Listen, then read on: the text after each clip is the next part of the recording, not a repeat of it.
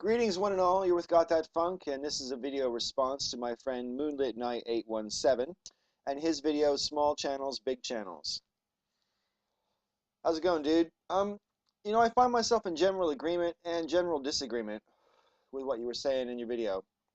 I agree that it's, you know, hard for small channels starting out to get noticed, for sure. I don't agree that it's the responsibility of big channels to give them a hand up. I think it's very good when they do, obviously, and I mean, I owe certain people for that myself, and I'll get to that in a minute. But really, though, I think we have to think about a couple things. First of all, the example you used with No Plum 99, I realize that you just use his situation as an example, that it wasn't necessarily personal. But you do say that you think it's a little bit conceited when larger channels don't sort of do a token sub back when they see someone's been sort of communicative and thoughtful in comments and even possibly even video responses. I don't know. But I mean, my point would be this.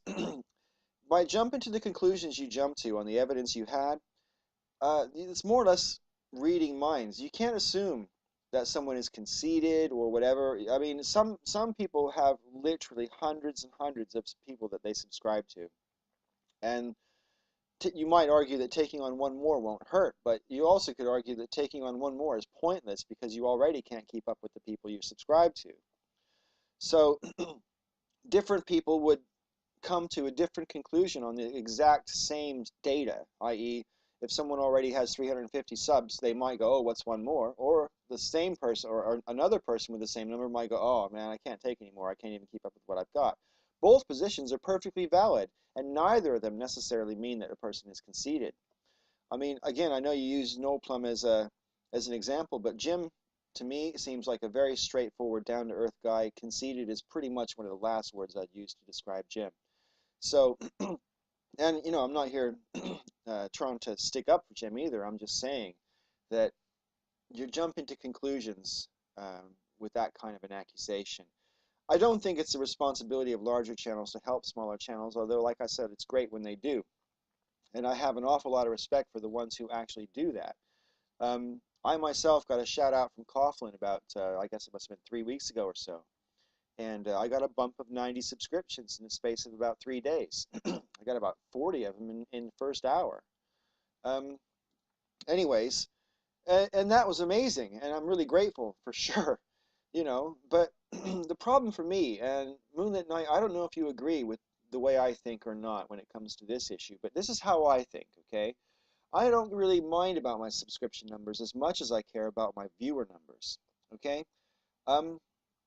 When I have 652 subscribers at this moment. When I make a video, in the first 24 hours, almost no matter what the title is or whatever, I probably have about 150 viewers who will watch all of my videos, and they usually do so in the first 24 hours. Those are my what I would call my fans. 200 at the most, but 150 for sure. My videos go up to about 150, always within 24 hours. And then after that, they may or may not get very many more views depending on the title and the content and whatever. Q&A videos don't do very well, for example. But sometimes, you think oh, if a provocative title or a title that you don't know what it might mean might get a click just for curiosity's sake. But I did a video last week called Eat Me, which is a pretty provocative title. And unless you click the damn thing, you don't know that I'm talking about my dinner. So it could be anything, I could be talking about anything. And I would have thought that the title itself would at least get all my subbers to click it, but it's had like 300 something views, so that's half my sub list.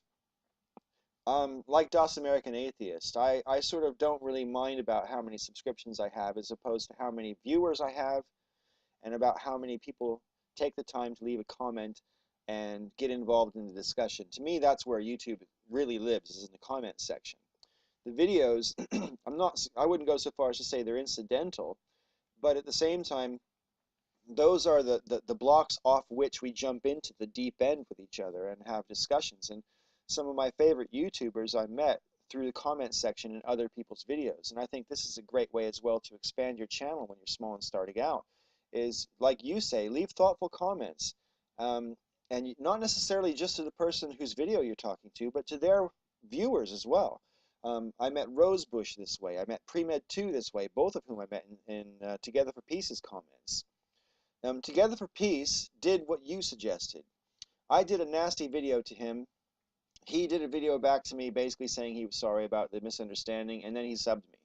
A lot of people told me he was going to block me, but no, Jack subbed me, and I was really tickled when Jack subbed me, and I still am tickled that he subbed me. But the thing is, I've never heard from Jack since then, in terms of he's never commented on a single one of my videos. The only time I've ever heard anything from Jack in comments is on one of my video responses to him. So there you have it, and that's a token. He's a big channel, and I'm glad for his subscription. But I'm actually more glad that Jack is big enough to accept my video responses, because I'm not always unkind to Jack, even though I disagree with a lot of the things he says. And he's accepted every response I've ever done. And a lot of my subscription viewers have come from people who've seen my videos on Jack's. And so, leaving video responses is a great way to spread your message, and to get yourself sort of known. And you don't have to be provocative. It doesn't have to be an ownage video. Tattoo Skin 72, when I subscribed to him, he had less than 30 subscribers. And back in those days, every single video he did pretty much was a response video to someone else, and they weren't ownage videos at all. And I think that's the ticket right there. Do a lot of response videos, but also respond a lot in comments to other people's pages, and you're really up there. I think if big channels really want to help smaller channels, the best way to do it is with shout-outs. I mean, you mentioned Vogter 2100. He's a great guy. I haven't subbed to him yet, and I'm probably going to sub to him. I've watched a few of his videos, sort of things. I think it's really wrong to assume that we're not watching just because we don't sub, if you're a bigger channel than someone else is. I know for sure Coughlin was watching my videos for weeks before he subbed to me. He was probably not watching every one of them, but back when the whole drama between Coughlin and TJ was kicking off, Coughlin wasn't subbed to me back then, not at all. And in fact, I think Coughlin 666 channel subbed to me like 2 or 3 weeks ago, even though we've been aware of each other for, I guess, about 2.5, 3 months, ever since I did my video to Peach and Coughlin. So yeah, I think it's really unfortunate that you kind of jump to the accusations of being conceited and whatever, and also that big channels have the duty to help smaller channels. I think if you want to help a smaller channel, shout-outs are the best way. I mean, and also helping out, alerting people to vote bots. I mean, Edible Napalm has done an awful lot for me by shouting out my name and saying, "Gothatfunk's been hit by vote bots." He's done that a couple of times for me. And he's a great example of someone who really, really is all about helping smaller channels. Another person would be the Peach. I mean, considering the body of work she's done in terms of the number of videos, she's got an amazing amount of subscribers. She got 3,500 or something like that on the back of like 20 videos or something. Anyway, and she's been making videos the exact same amount of time as me. Now, you make the point in your video. Oh, I should say, she does shout-outs all the time. I wouldn't be watching Dev to Maggie if it wasn't for the fact that Peach alerted me to his channel. Same with Gata Aggressiva 411, whose videos are amazing. So she does little tags on her video saying, if you haven't watched this person, why not? You should be. Check them out. And I think that's a much better way than a token subscription. If you get a big channel to subscribe to you, that's great, but that's one person. If they give you a shout out, well, you're in a whole different ballpark then. But it's wrong to ask larger channels for shout outs, we should all be in charge of our own content. We should all feel that we have complete control over what we say and who we talk about. It should be up to the content provider. You should only give people a shout out if you actually watch their channel, for sure. I don't think it's right to give people a shout out because you want to give them a hand. So in that sense, I'm glad I got my token subscription from Together for Peace rather than a shout out if he's not going to watch my channel. I wouldn't want Jack to be a hypocrite to that level, so there you go. Listen, I'm going to wrap this up because I'm probably going to get close to time. I can't see how much I've been talking for. So this has Got That Funk. Thanks a lot for your video and making me think. I hope you didn't mind my response.